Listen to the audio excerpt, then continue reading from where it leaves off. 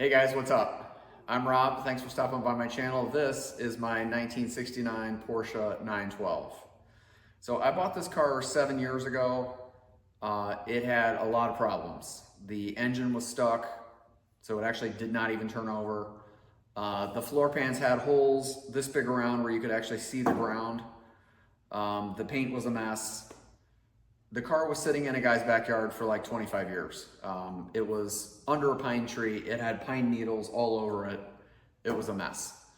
So in this video, I'm gonna walk through some of the different things that I did to get it back to where it is now, which is running again. And I'm even gonna take you on first ride and show you where it's at. So let's go. Okay, so let's take a look at the front. Under here is where the engine is. Oh wait, no, it's not actually. This is German. This is where the gas tank, that's the gas tank right there. That's the smuggler's box, which is what it sounds like. And all that was painted and refreshed. And I ended up doing some of the panels underneath. So the steel panels underneath the front suspension pan and under the gas tank were all rotted out, so I ended up having to put weld new panels in. The steel was not galvanized in the 60s, so it rotted pretty fast, and so a lot of these cars have rust problems. The wheels, I ended up stripping and repainting those, and they're two-tone, silver and black. Those are called Fuchs. Let's go back and take a look at the engine. This engine was originally done in the 356s, which is the Porsche that looks like kind of like a VW Bug. Those were in the 50s and 60s.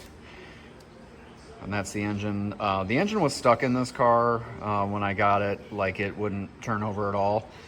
So I ended up having to tear it apart and redo the whole thing. So this is a 4-cylinder twin Webers.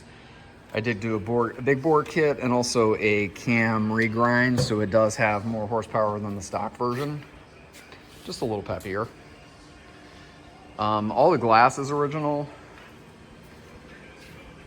I did repaint it right here in my garage, so 2 coats of base color, 3 coats of clear.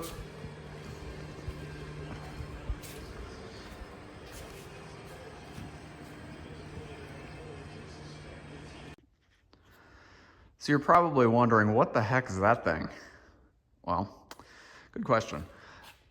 Because these cars do not have a frame, they're unibody, which means basically that the floor pans are part of the construction of the car. What you have to do is, if you're gonna take the floor pan out, which I had to do because it was all rusted, you have to make sure the rest of the car is straight, and the only way to do that, really, to make it sure it's 100% straight, is to put it on a jig. So I had to get a CAD plan from some of the forums for these cars that are online. And so basically the car has to sit on top of this jig so that you can line up all the suspension points.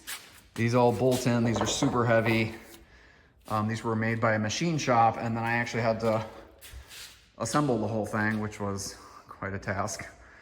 But really, it's the only way to make sure that the car is super straight, because you don't want it crab walking down the road. So yeah, so actually what we had to do was, once the car was completely stripped, sit it up on top of this, bolt up all the mounting points to the suspension, and then we knew it was good where it sat, and then I could tack in the new floor pans and the rest of the suspension parts. Otherwise, you just don't know, and you don't want to take that chance if you're gonna do what I did, and which was go down the rabbit hole and completely strip the thing all the way down to bare metal.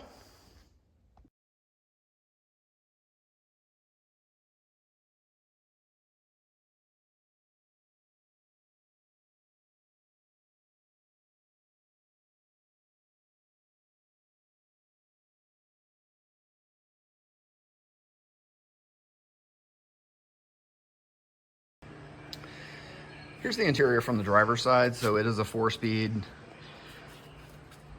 And those are the gauges. Clock works. This temperature and oil gauge is actually out of a 911. The one that came with the car was bad. And we get Recaro bucket seats.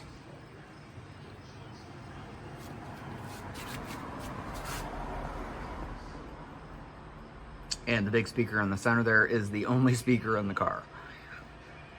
So the radio is original AM, FM, old school terrestrial radio. Okay, so now that I've walked around the car, told you a little bit about it, let's fire it up, take it out, see how she does.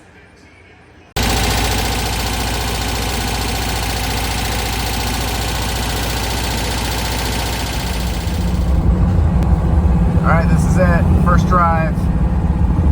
In 25 plus years, been in my driveway for 7, my garage actually.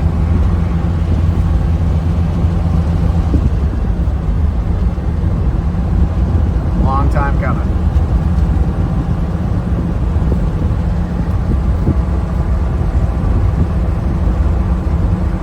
And it is fun.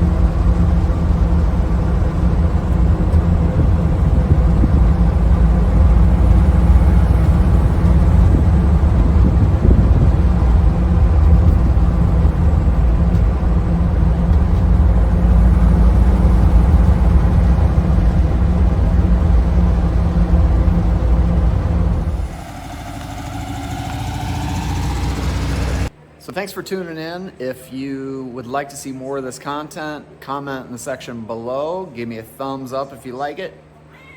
And we'll see you on the next one.